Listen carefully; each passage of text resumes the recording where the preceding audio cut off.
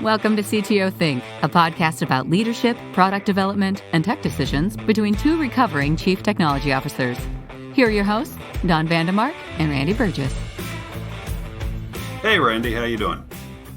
All right. This has been a few weeks now of dealing with a lot more architecture level stuff. Not of hands-on coding, much more planning. There's a big project at the company at Hierology, and we are spending much more time with design and planning, and it's interesting because it's been a really long time since I worked with other engineers on architecture, and I gotta say it's fun when you've got people that are kind of looking at edge case scenarios, planning for the future, trying to follow best practices. It's been an interesting part of the job that I just haven't done in a long time, where I had other people to bounce ideas off of, and they are asking me questions and stuff. So pretty part of the job that almost all CTOs have, and I usually just I'm building prototypes for startups all the time. Right. In this case, I'm learning a lot about service-oriented architecture that I never needed for a startup before. So that's kind of cool too. Cool. What about you? What's up? Not a whole lot. Just continuing to forge on. We had a last week with Aspire to You. The CEO was away, and she usually handles 90% of the customer requests. So it was a week of trying to determine if the requests coming in were things she normally handled without us on the tech side ever seeing it, because she knew how to talk to them and get them to do it a different way, or if they were actual technical issues, because it felt like a week of firefighting we hadn't had in a while. So I have a feeling it was a combination of things. I have a feeling it was a combination of her knowing how to walk clients through it and packaging issues into our GitHub issue queue to say, hey, this is something going on, but it can wait. I know for a fact we had two issues that had to get done technically last week. So it was a combination of things. One of them was an odd one. We use the Canvas learning management system. I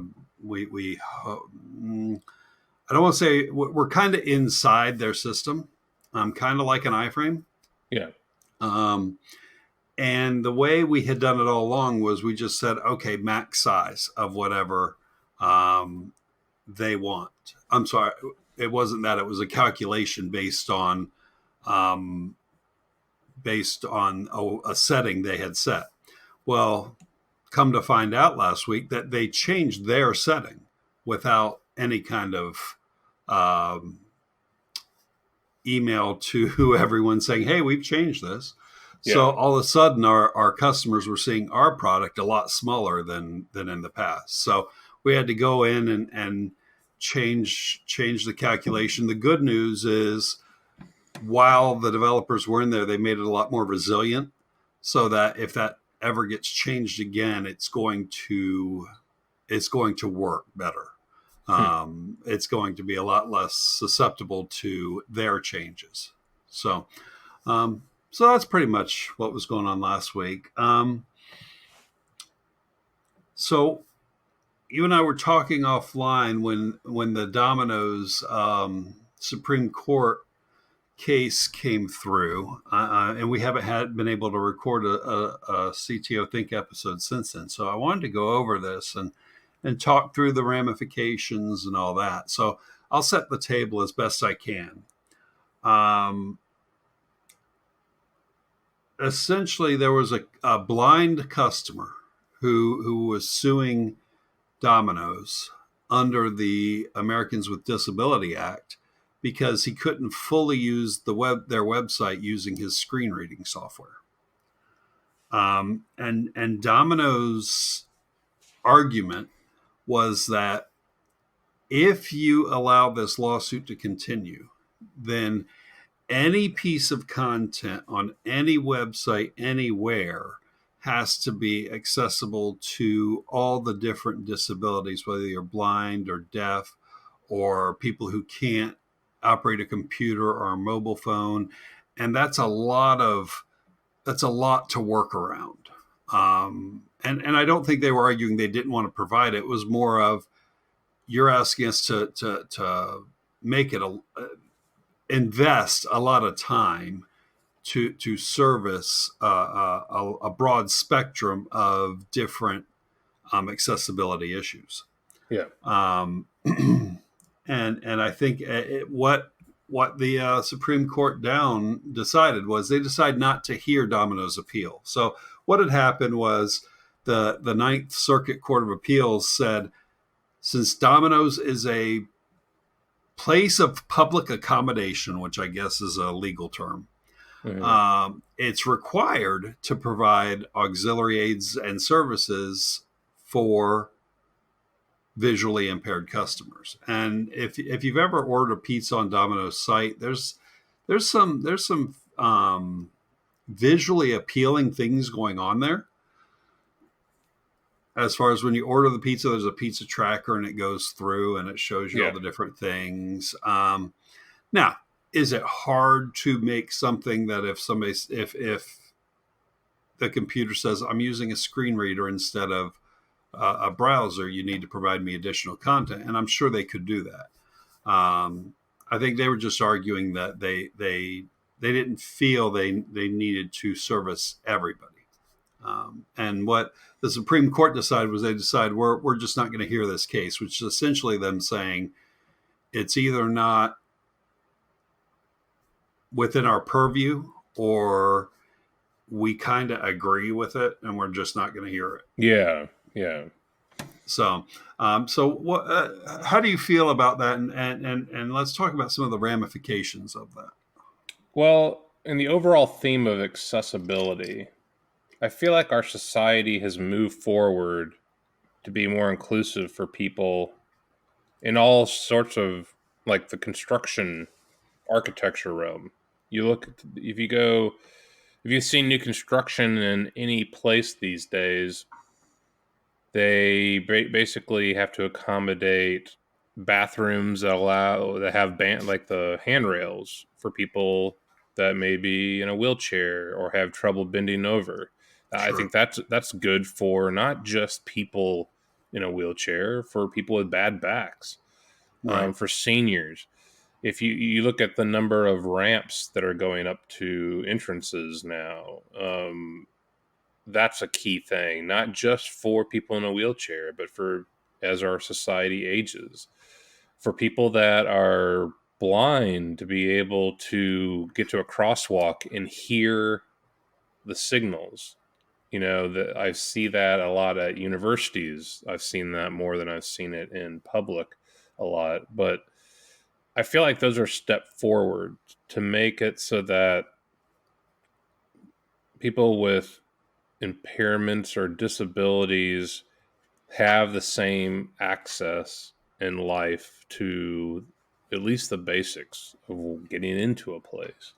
For sure. So then if you move to the internet, and if we place our society is placing huge amount of importance on information exchange and interface use. And I feel like it's really important that we mandate that companies take the time to implement tools and interfaces that work for everyone.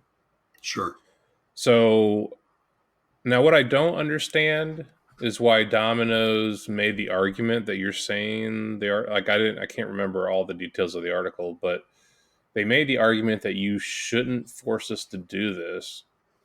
But I don't know why a phone wouldn't have been considered the alternative. Like, hey, this person can call us by phone. Now, not to say that suffices, but it feels like Domino's does have multiple ways for providing access to ordering. And And I believe that their tracking system will send text messages. It's been forever since I've ever ordered from Domino's. Sure. But if I feel like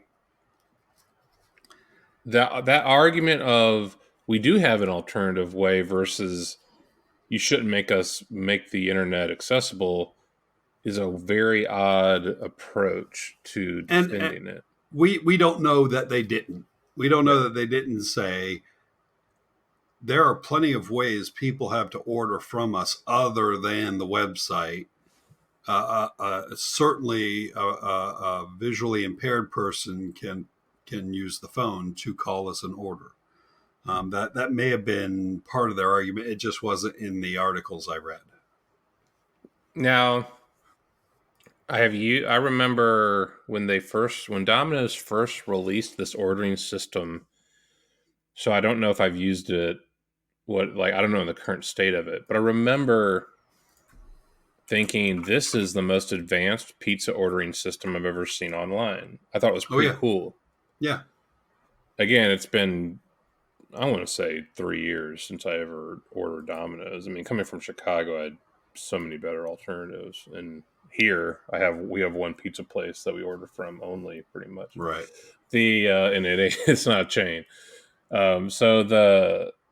But I can say that I know from front end development experience that what they built would be difficult. It would not difficult. It would be costly Right. on a few levels, time and money, funding for development, to make that as accessible as it would need to be. So I understand. I empathize with the development team that has to fit a budget, or the consulting firm. I actually don't think Domino's did it themselves. I think I almost remember talking to a company once that said that they did that whole interface.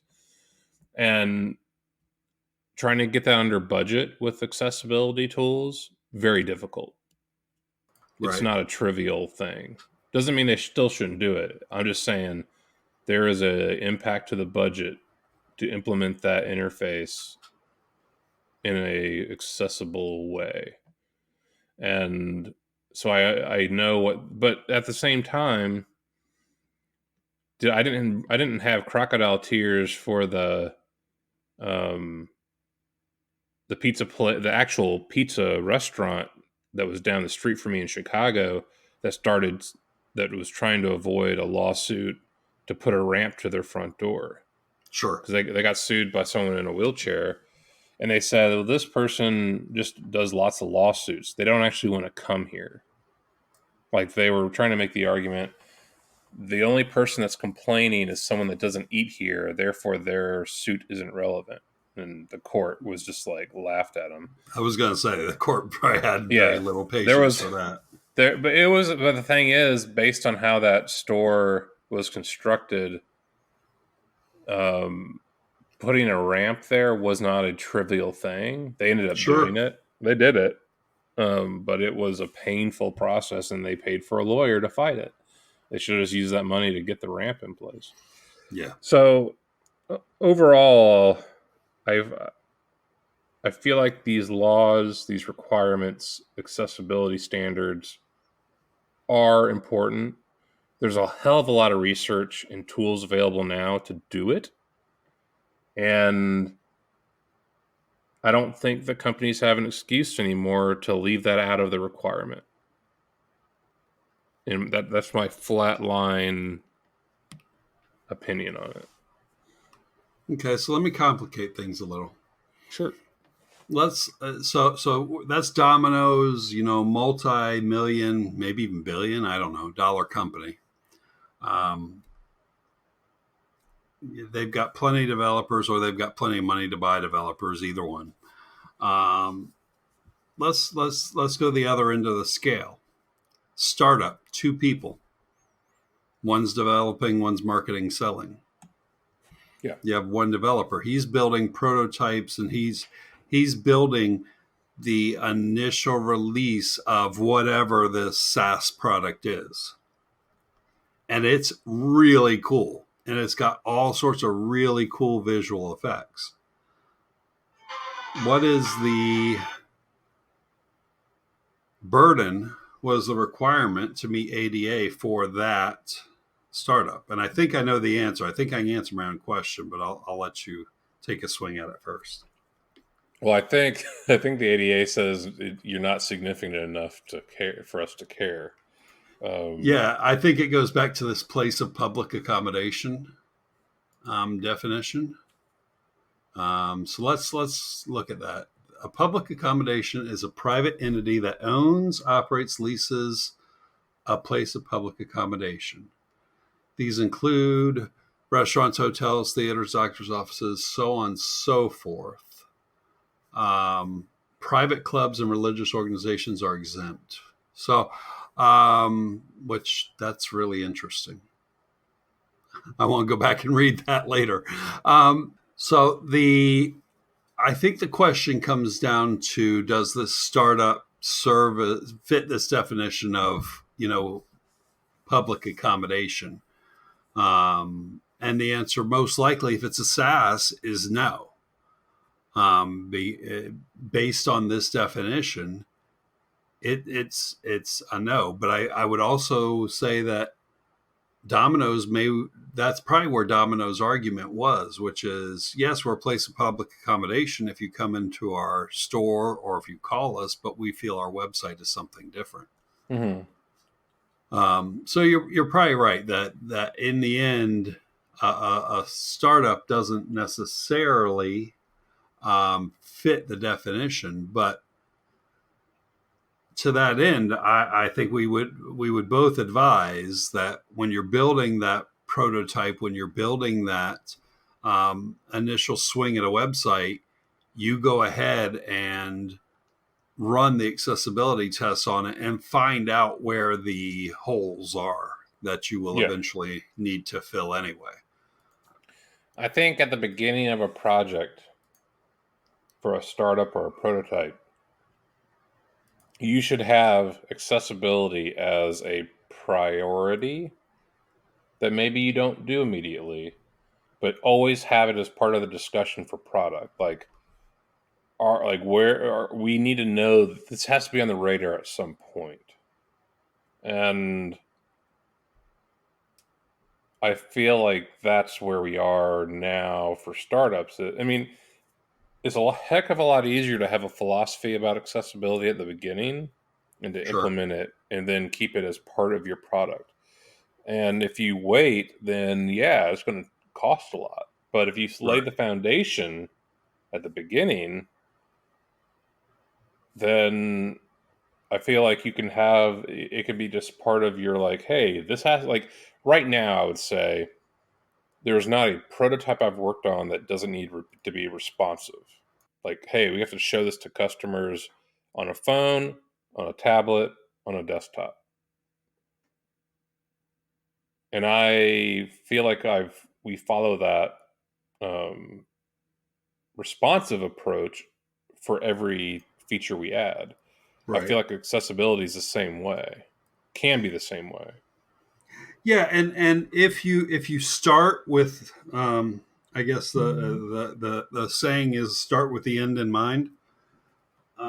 If you start with accessibility as a requirement in your mind, even if you don't reach full accessibility in the first couple of iterations, then you're at least thinking along those lines of, here's this cool new thing we want to implement, but we're going to have to think about how we need to redo that for screen readers and things like that. And the frameworks themselves are getting better at accessibility as well.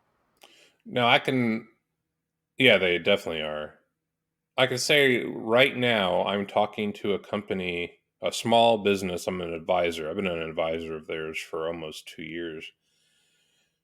And they are pitching a prototype to enterprise firms right now.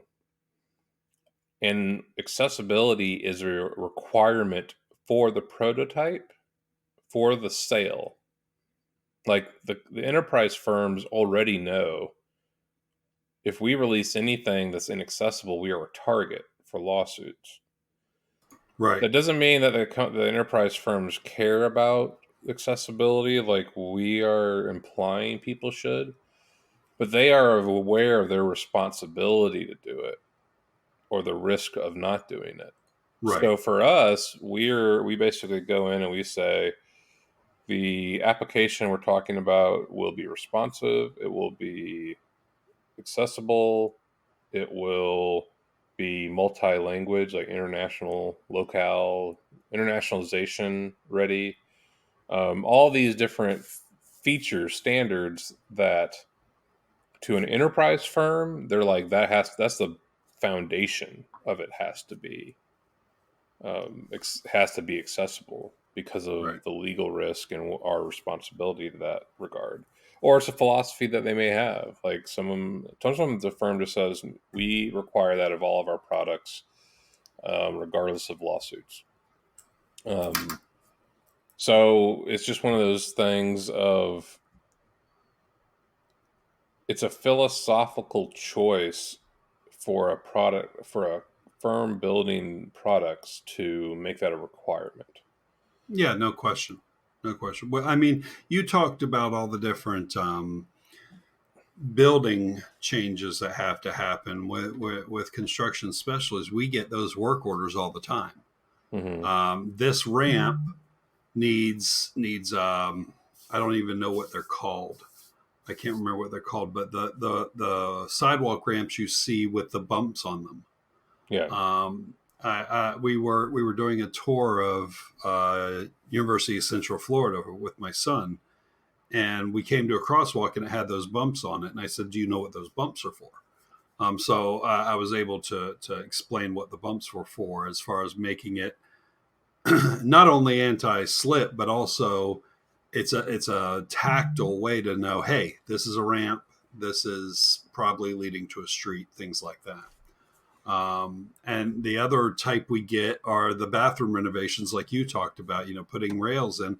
But there was one I'd never heard of until we got the first one, which was under the sinks. You have to put insulation around all the pipes for people in wheelchairs, so they roll up to it, don't put their leg up against a hot water pipe.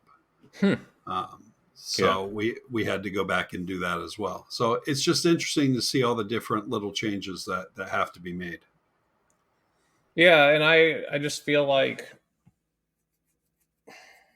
if we're going to try to help people, anybody with the inability to use all their limbs, the ability to have, great vision or standard hearing, and we want to pull them up and help them overcome that in a normal way society works. And information is so vital for work and career and job and being productive members of society that we need to find ways to allow for alternative means of using interfaces. And it's not Sure. just, if you can't use your hand, then you need to be able to somehow get text into a form. Right. If you can't see it, you need to. Like, there's also something to be said for how efficient people that aren't using their eyes. If you have impaired vision, low vision, and you're using a screen reader, you are the most efficient user interface user on the planet.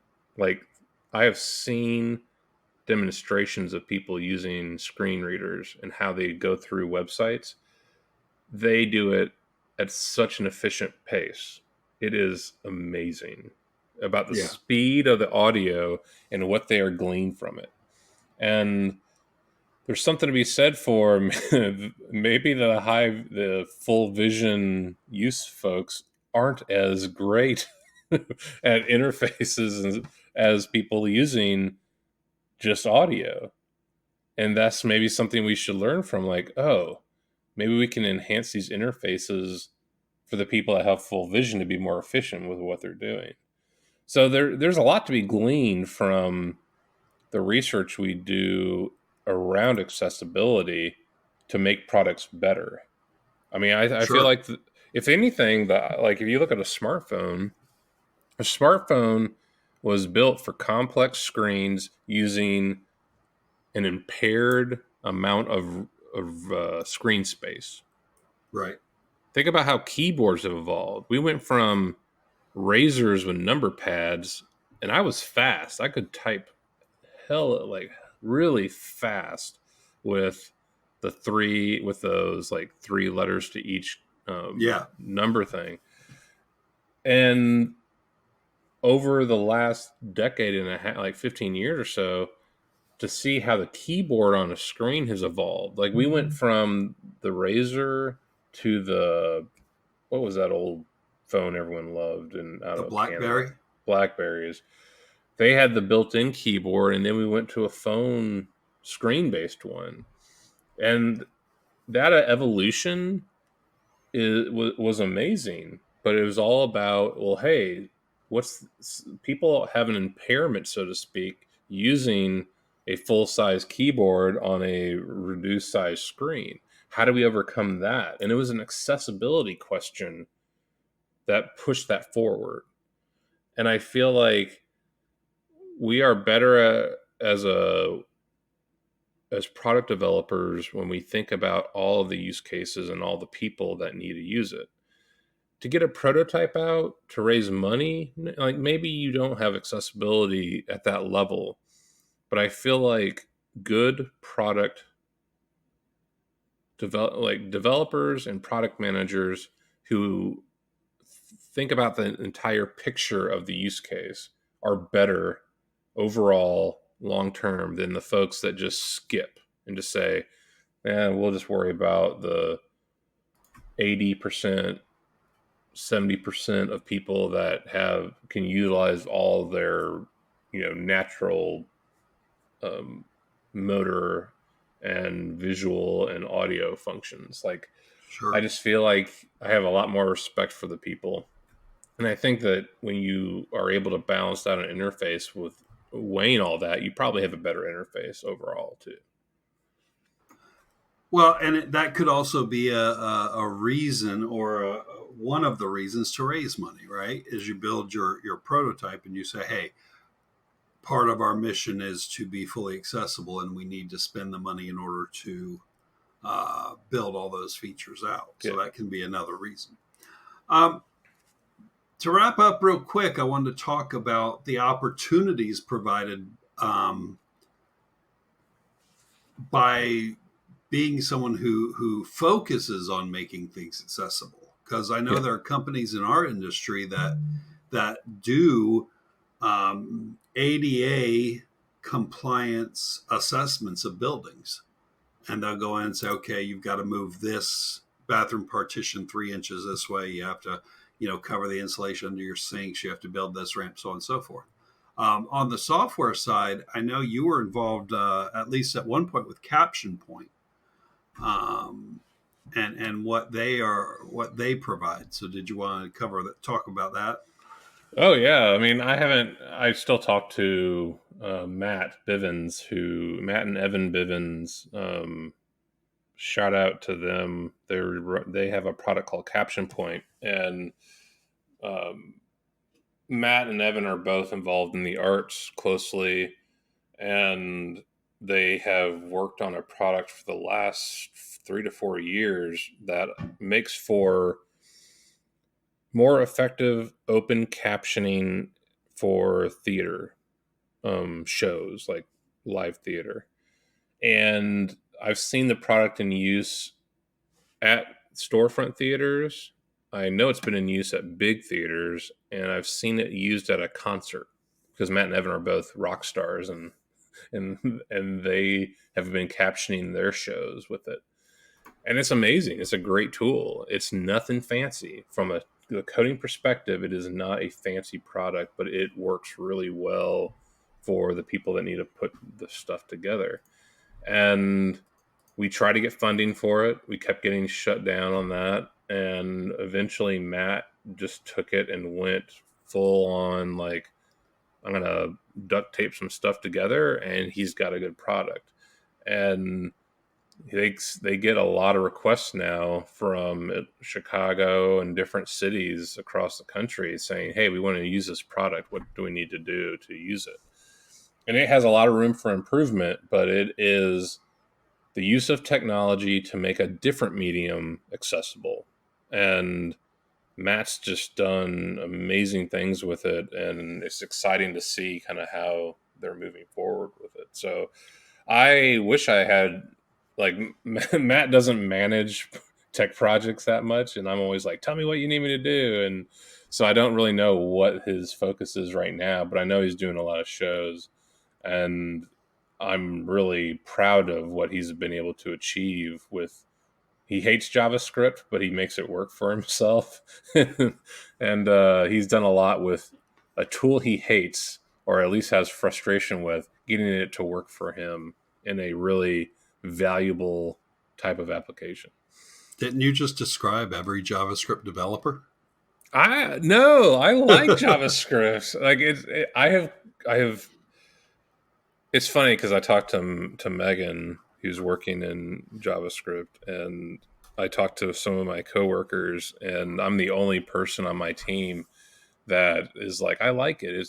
I've totally embraced JavaScript as a worthwhile programming language, but everyone looks at me like, you're just delusional, So yeah, but the thing is kind of like, the reason I like JavaScript is that you can use it across different. You can use it for hosting. You can use it for front end.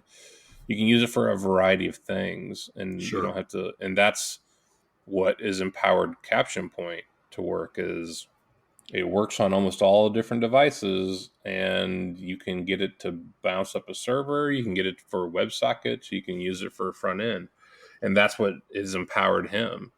It just might make you pull your hair out before you get it to do everything you want it to. Right. But I've gone over the learning curve to the point that I feel comfortable with it, even at the pain points. So I don't talk negatively about JavaScript anymore. Anymore is the key word there. Of course. All right. Well, I think that's. I think we hit a few things around the idea of accessibility today.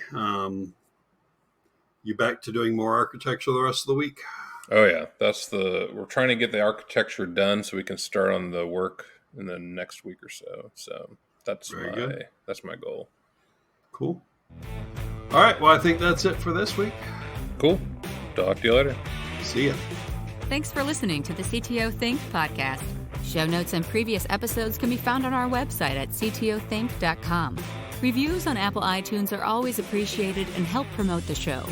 Patreon contributions help us to produce episode transcripts, which allow people that are deaf or hard of hearing to access the show. If you have feedback, ideas, or want to be a guest, please email us at hello@ctothink.com. Show music is Dumpster Dive by Mark Wallach, licensed by premiumbeat.com. Voiceover work by meganvoices.com. You'll hear from us next week.